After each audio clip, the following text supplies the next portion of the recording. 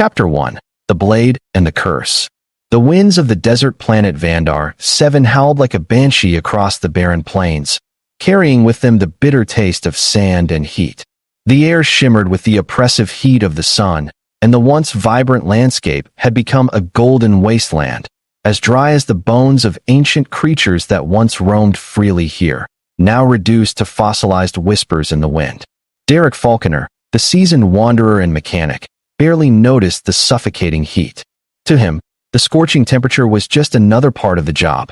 He was used to the harsh elements, having trekked across half the galaxy, fixing broken-down ships, scavenging lost tech, and hunting for anything valuable enough to turn a profit. But as he walked through the shifting dunes of this desolate planet, his mind wasn't entirely on the heat or the relentless winds. It was on the peculiar job that had brought him here in the first place, a mission from a mysterious client who had promised a handsome reward for finding something the client had referred to only as the relic. Derek's boots crunched against the sand as he moved across the undulating desert, the horizon stretching endlessly before him. Vandar 7 had long been abandoned, a forgotten world far from the bustling trade routes and the bright lights of galactic cities.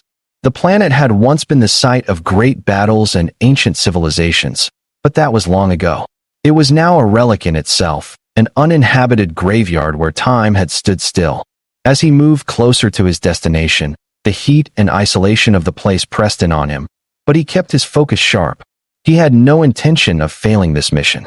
His reputation as a reliable, if somewhat reckless, mechanic and tracker had earned him many jobs over the years, but this one felt different.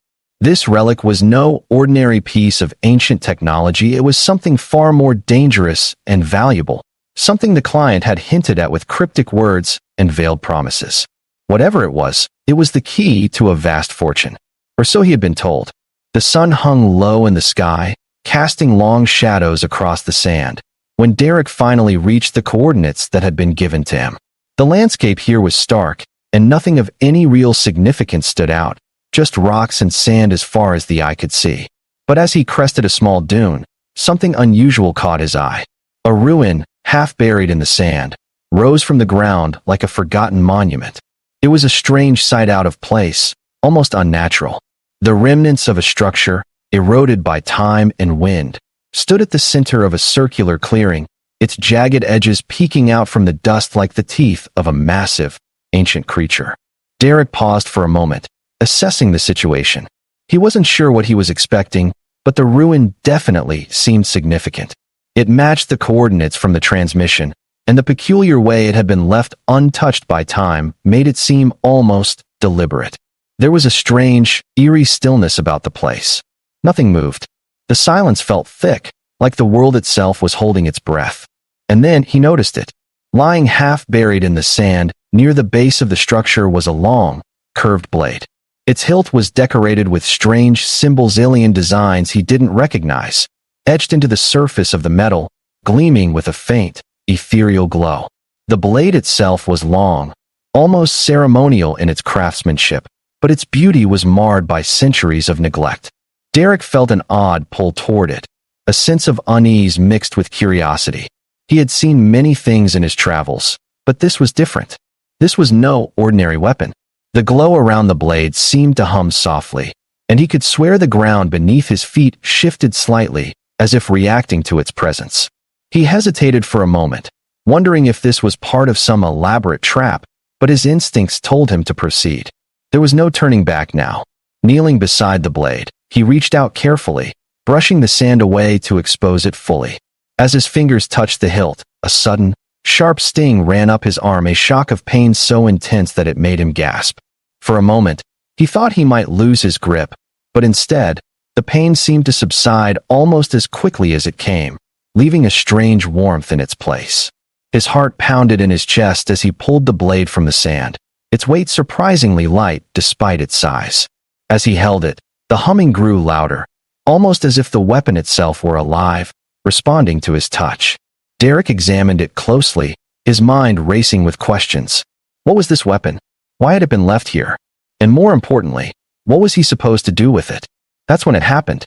A sharp, sudden sound rang out, like the snapping of air, and in an instant, The blade seemed to pulse with a powerful energy, sending a shockwave through the air. Derek stumbled back, barely catching himself before he fell into the sand. The weapon slipped from his grip, but not before a small, crimson drop of his blood spattered onto its surface. The moment the blood touched the blade, the glow intensified, flaring brightly as if it were responding to the sacrifice. Derek froze, unable to move, as the blade began to hum, vibrating in his hand. He could feel something stirring within the weapon, a force awakening from centuries of slumber. And then, something unexpected happened. A sudden rush of memories flooded his mind, foreign and overwhelming, as though they weren't his own. Ancient words, long-forgotten languages, and visions of a distant, long-lost civilization filled his consciousness. He saw great palaces, towering structures of unimaginable beauty and power, followed by scenes of war and destruction, civilizations rising and falling in the blink of an eye. At the center of it all was a figure, a woman, regal and fierce, holding the very same blade Derek had just uncovered.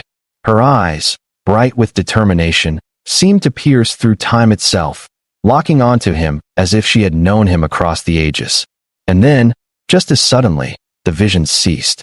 Derek was left breathless, his head spinning with the overwhelming flood of information. He gripped the blade tightly, trying to steady himself, but the strange pull it had on him only grew stronger. The blade seemed to hum in his grip, and then, in a voice that wasn't his own, a command rang out through the very core of his being. "You are the one," it said, a deep, resounding voice, ancient and commanding, resonating from the blade itself. "The vow has been activated. By blood and fate, you are bound to her."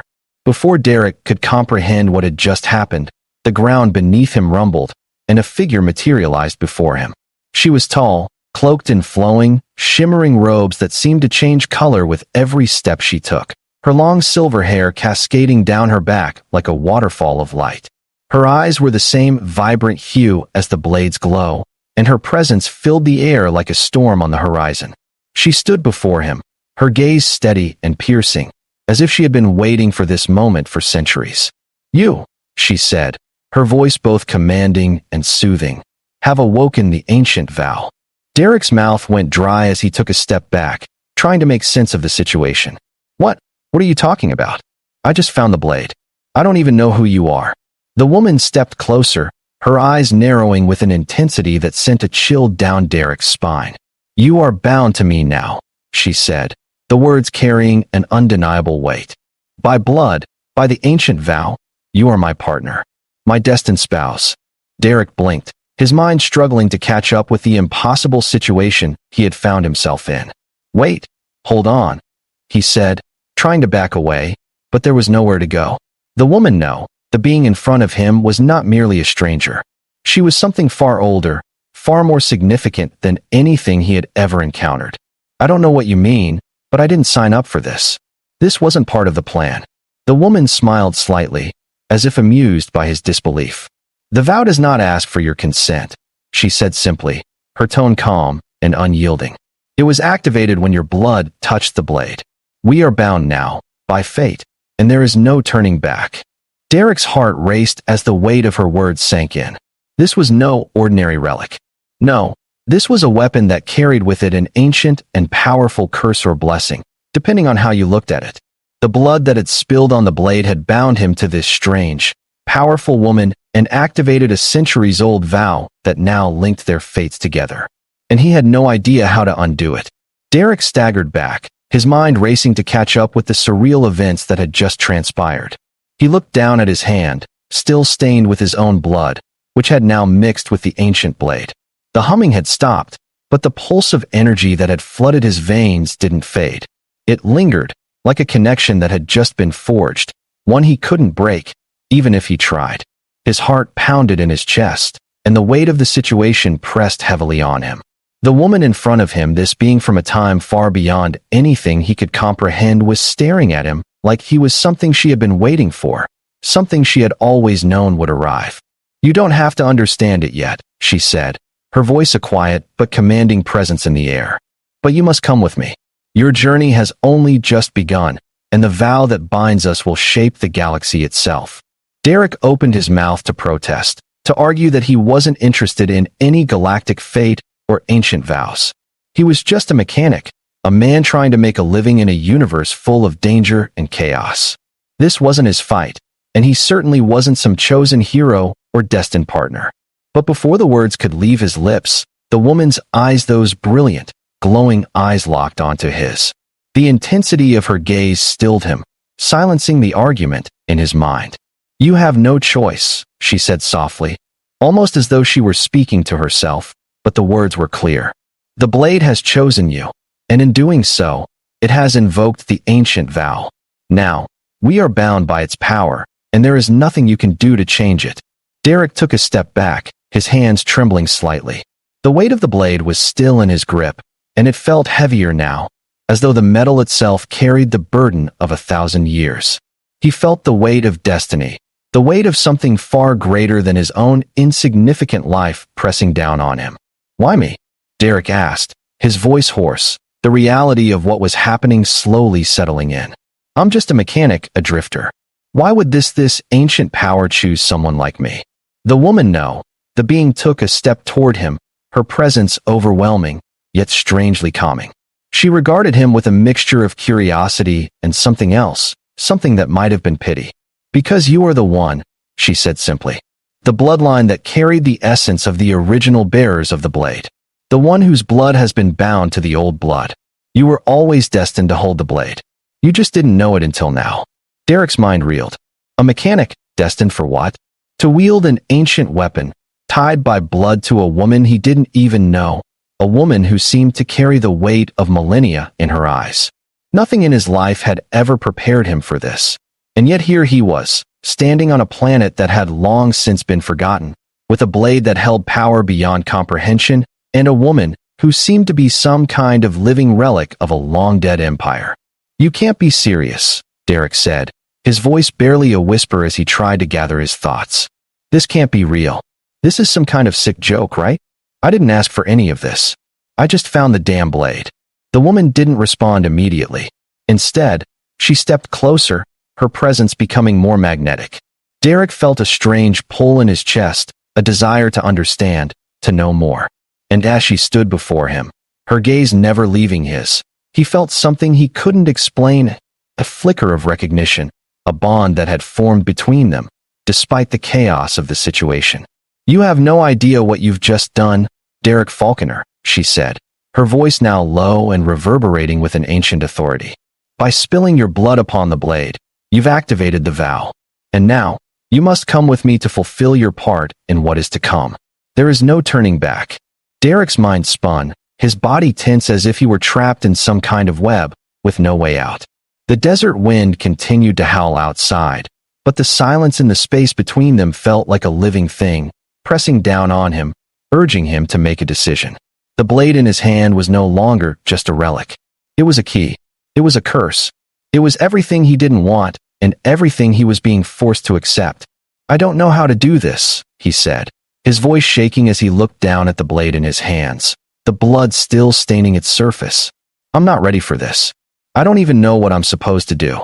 The woman placed a hand on his shoulder, the touch strangely warm, despite the cold, unfeeling desert that stretched out behind her.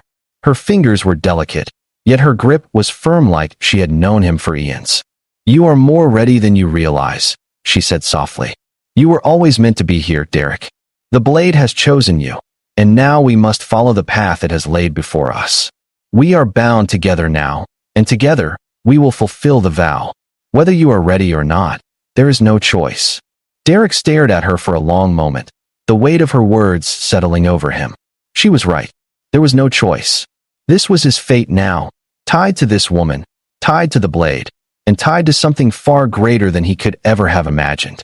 The desert planet, the wind, the sands, it all faded into the background as he slowly realized that his life had just been irrevocably altered. "Where do we go from here?" he asked, his voice barely above a whisper. The woman's expression softened, and for a moment, there was a flicker of something else in her eyes, something almost human, something that made him feel like he wasn't entirely alone in this strange fate he had inherited. "We go to the heart of the galaxy," she said, her voice unwavering, full of quiet power. There is much you need to learn, and we will need allies. The vow is only the beginning of your journey, Derek. The galaxy is in turmoil, and the blade has chosen you to help restore what was lost." He nodded slowly, the full weight of her words crashing down on him. He had no idea what he was getting himself into. He had no idea what the future would hold. But one thing was certain: there was no turning back now. He was bound to her, and together, they would face whatever was coming. Chapter 2: The Vow's Awakening. The days that followed were a blur of travel, discovery, and reluctant acceptance.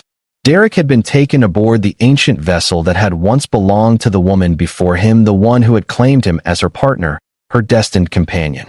Her name, he learned, was Seraphine, a being of ancient blood, a descendant of a race that had once ruled the stars. And the blade he had uncovered was no mere weapon, it was an artifact of unimaginable power, one that could shape the fate of entire galaxies. As they journeyed across the stars, Derek had no choice but to listen to the stories Seraphine told him, stories of empires that had come and gone, of wars fought with the very forces of creation itself. He learned that the ancient vow they shared was not just a symbolic gesture, it was a binding pact that could not be broken. He was now a part of something far greater than he had ever imagined.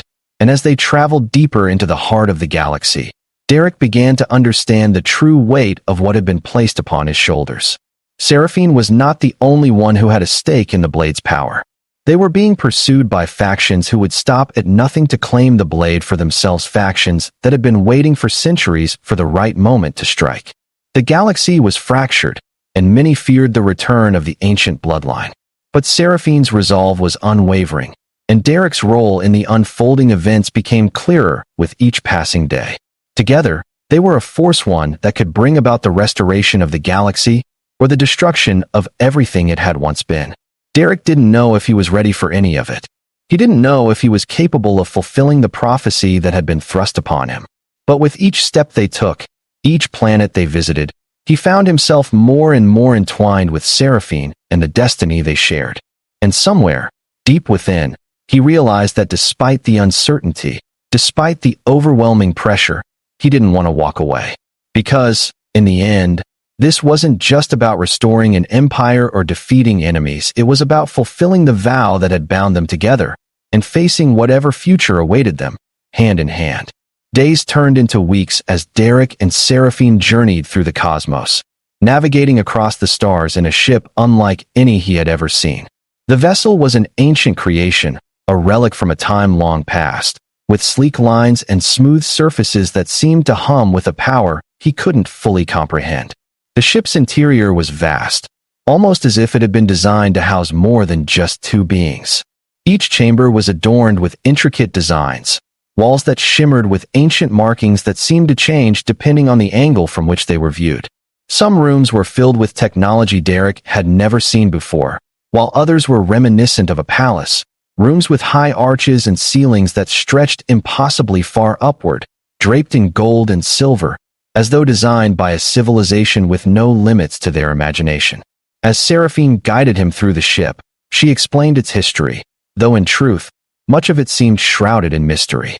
The vessel had been built eons ago, during a time when her people had ruled the galaxy. It had once been the center of an empire that spanned countless star systems, with worlds brought together under one banner. But all of that had crumbled.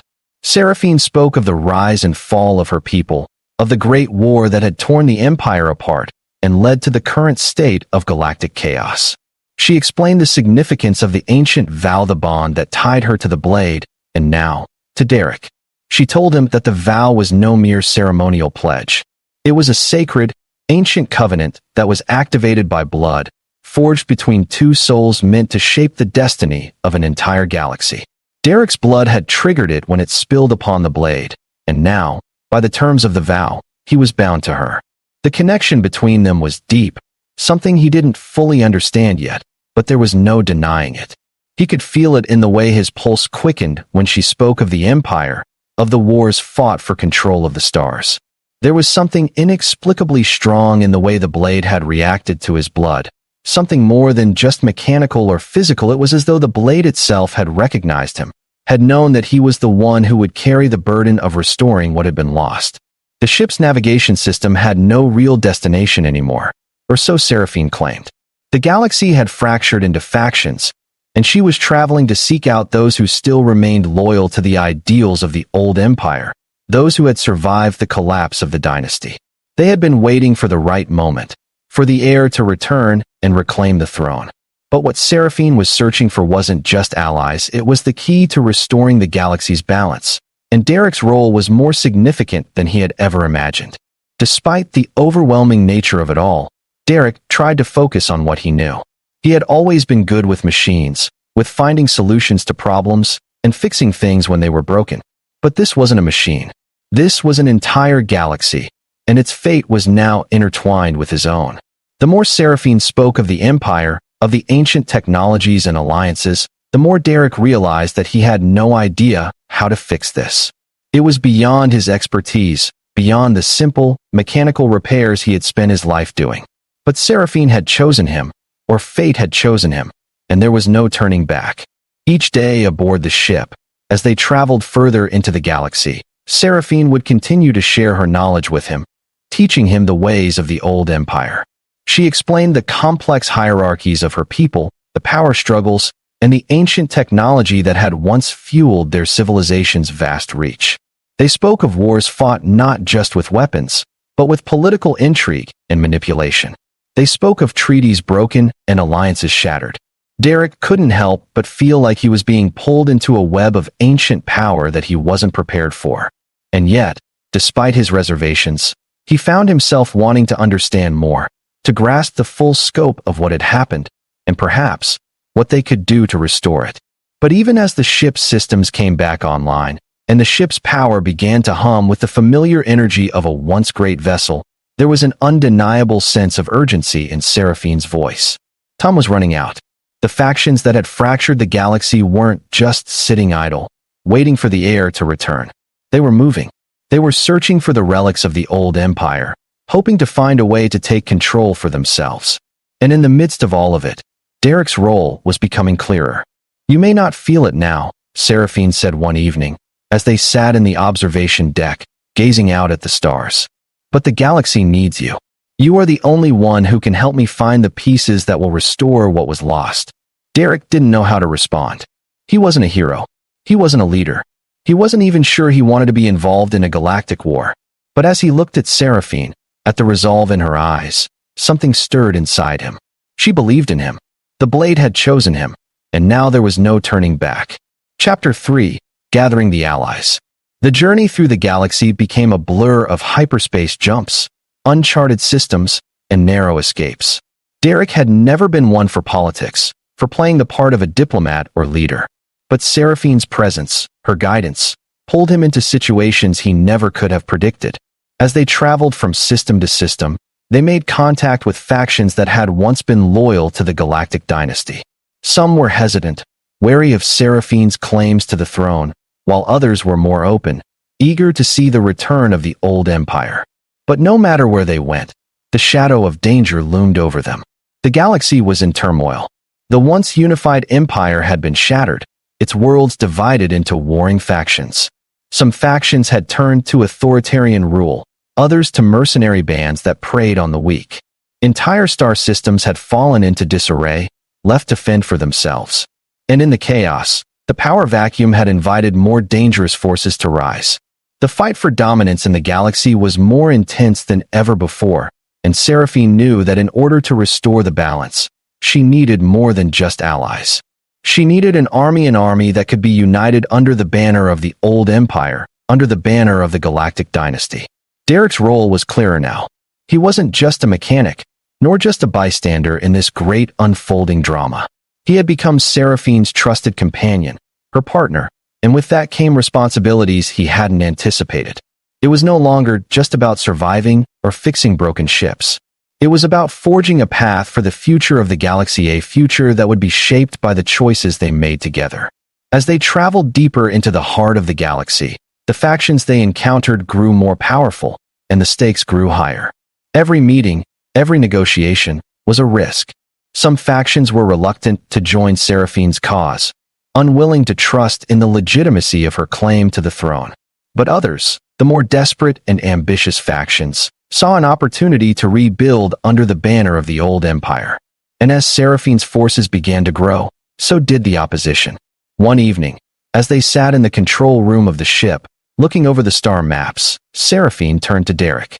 "We are close," she said, her voice determined. "But we cannot do this alone. We need one final PSA faction that controls the central trade routes. If we can secure their support, we will have the strength we need to face the other factions." Derek nodded, his mind racing. He had never imagined himself involved in something so grand, so monumental. But as Seraphine's eyes met his, something deep inside him clicked into place. This wasn't just about surviving anymore. This was about something greater than either of them. And together, they would find a way to reclaim the stars. As the ship sailed through the galaxy, heading for their final destination, Derek couldn't help but feel a sense of unity between himself and Seraphine. The vow, the bond they shared, had changed everything. It was no longer just about a mechanic fixing machines, it was about destiny, about rebuilding a galaxy, about taking back what had been lost. And as they moved forward, one step at a time, the future seemed a little less uncertain. Days blurred into weeks as the ship, now fully operational, hummed through the dark void of space. Derek had never imagined he'd be part of something this significant. Each system they visited held remnants of the galaxy's once grand empire factions, planets, and people who had long since fallen into chaos, scattered by the rise of new powers after the fall of the Galactic dynasty. Yet, as they made contact with these fractured remnants, Derek began to understand the magnitude of the task at hand. Seraphine's claim to the throne wasn't just a symbolic gesture. It was a desperate attempt to restore balance to a galaxy teetering on the edge of destruction. Their first stop had been a small, isolated planet in the Outer Rim, where Seraphine's family had once held sway. The planet's population had been left vulnerable, exploited by local warlords and mercenary factions. The galaxy's larger powers had largely ignored them, leaving them to fend for themselves. Seraphine was determined to change that, to remind them of what they had lost.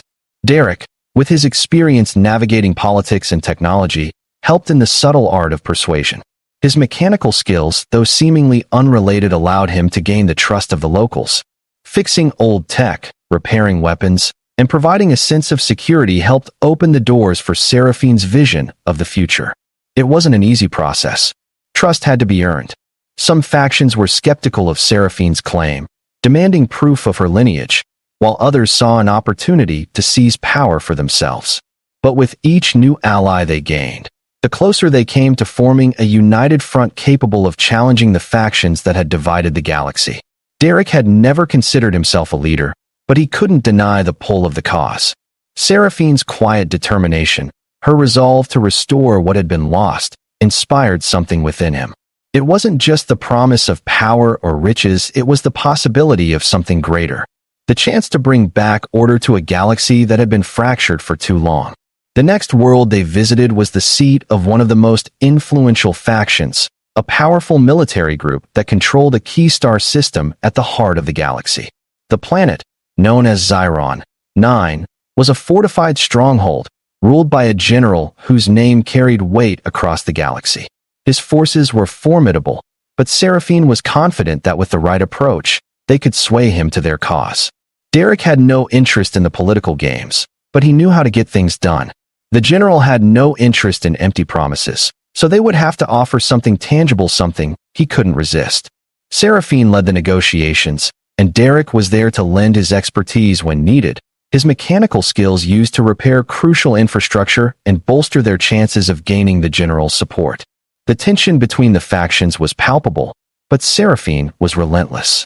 As the days passed, the general's initial resistance began to wane. There were always those who saw the value in Seraphine's vision, those who believed that the galaxy could be better than it was, that the old order could rise again. But there were always doubters, too. Derek watched as Seraphine worked tirelessly, navigating through complex negotiations, offering subtle alliances, and making promises of a restored future.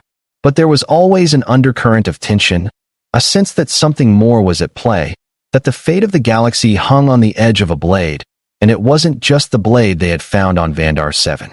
As their alliance with Xiron 9 solidified, Seraphine received a cryptic message from a distant system, a place that had once been a center of culture and learning in the old empire. The message, filled with urgency, was a request for aid. They had knowledge of a long-forgotten relic that could turn the tide of the coming war. But in order to retrieve it, they needed Seraphine's help. The galaxy's political landscape was shifting, and the factions that had once been united were now turning against each other. If they were to have any hope of reclaiming the old empire, Seraphine needed to act fast. Derek couldn't shake the feeling that they were running out of time, that every decision they made was a step closer to an unknown future. He had started this journey as an unwilling participant, someone who had stumbled into a situation far beyond his understanding. But now, he couldn't imagine turning back. He was in this, whether he liked it or not. And as Seraphine turned to him, her expression determined, he knew that the fate of the galaxy rested not just on her shoulders, but on his as well. They were bound together by the vow, by the blade, and by destiny itself. Chapter 4, The Reclamation. The journey to the distant system, the one that had sent the cryptic message, took them to the very edge of the known galaxy, to a planet that had once been home to some of the most brilliant minds of the old empire. It was a place of knowledge, of forgotten technologies, and ancient artifacts that had been hidden away for centuries. Seraphine and Derek had hoped that the relic they sought would be the key to securing the final victory in their war to reclaim the empire. But as they landed on the desolate world, they quickly realized that the planet had been left abandoned, its cities reduced to ruins. What had once been a center of learning was now a ghost town, its secrets buried beneath the sands of time. As they explored the crumbling structures, Derek felt the weight of the past press down on him. This place had been home to thousands, to brilliant scientists, historians, and engineers who had shaped the galaxy's history. And now, it was nothing more than a forgotten memory, the remnants of a lost civilization. Seraphine led him deeper into the ruins, her eyes focused on something just out of view, a glimmer of hope amidst the decay. They arrived at a hidden chamber, an ancient vault sealed for millennia, its doors adorned with symbols that matched the markings on the blade. This was the relic they had been searching for. As they entered the chamber, the air seemed to vibrate with energy, the ancient technology still alive in a way that defied logic. The relic, a crystal-like structure, pulsed with a soft glow, its energy palpable. Seraphine reached out to touch it, but as her fingers made contact, a sudden jolt of energy shot through the room, sending both of them to the ground. Derek's head spun, and he could feel the resonance of the relic echoing in his bones. The power of the ancient empire surged around them, and for a brief moment, he saw a vision Seraphine, not just as a ruler, but as the last of her kind, standing at the precipice of something enormous. The galaxy was on the edge of a knife, and Seraphine held the blade that would either restore it or destroy it. When he regained his senses, he saw Seraphine standing over the relic, her eyes glowing with an intensity that he hadn't seen before. She looked at him, a mixture of determination and something softer in her gaze. "It's time," she said, her voice steady, yet filled with the weight of what was to come. "We have the power to change the galaxy. Together, we can rebuild what was lost." Derek stood slowly, his mind racing as the implications of what had just occurred sank in. He had come to this planet thinking they were just searching for an artifact, a piece of history to help restore the old empire. But what they had found was far more than that. It was the key to reshaping the galaxy, to uniting the fractured factions under one banner. With the relic in hand, they returned to their ship, ready to face whatever challenges lay ahead. As they made their way back to the center of the galaxy, Seraphine spoke with conviction, laying out her plan for the future. The ancient vow was no longer just a promise, it was a call to action, a command to take the galaxy back from the chaos that had consumed it. "We will do this, Derek," she said, her voice resolute. "We will restore the empire. The galaxy will be united once more." And for the first time since this journey had begun, Derek believed her. They were bound together, not just by blood and fate, but by a shared vision for the future. A future where the stars would shine once more under the banner of the Galactic dynasty.